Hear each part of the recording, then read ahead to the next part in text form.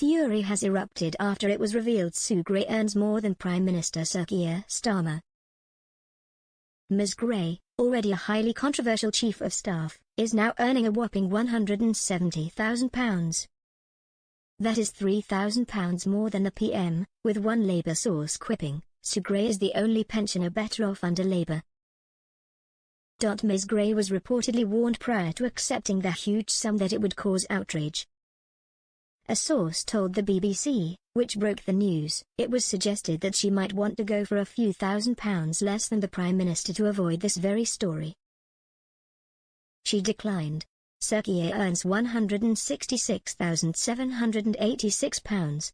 The amount Prime Ministers earn has largely gone unchanged for the past 20 years.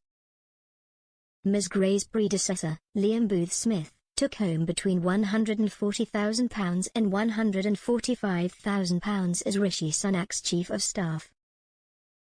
In 2021, Sir Keir slammed news that Dominic Cummings had received a £40,000 pay rise under Boris Johnson. The then opposition leader tweeted, £40,000 per year pay rise for Dominic Cummings.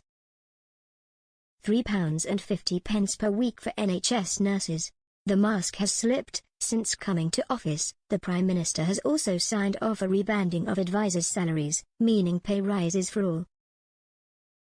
Bitterness among Labour advisers was compounded by the fact many only found out their salary offer after working in the job for some weeks, meaning they were stuck after discovering their pay cut. Ms. Gray has already been on the receiving end of a number of briefings since Labour entered power. However, the pay revelation has sparked further indignation towards someone referred to as the most powerful woman in Whitehall. A government insider branded Ms. Gray's pay the highest ever special advisor salary in the history of special advisors. Another told the BBC, it speaks to the dysfunctional way Number 10 is being run.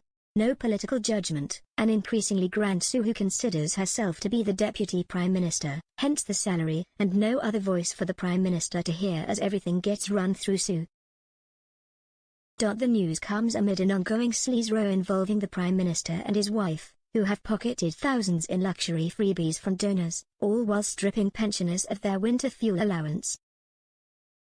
Ms. Gray has also been accused of hoarding power in Downing Street since the election, with claims she has deliberately moved fellow top advisor Morgan McSweeney's desk away from the PM's office to cut him out.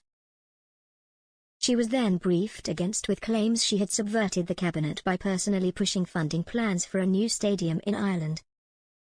Following the BBC story, the Tories have set out a number of questions for Sir Keir and the Cabinet Office, including whether the PM personally signed off Ms. Gray's new salary and the increase in pay bands.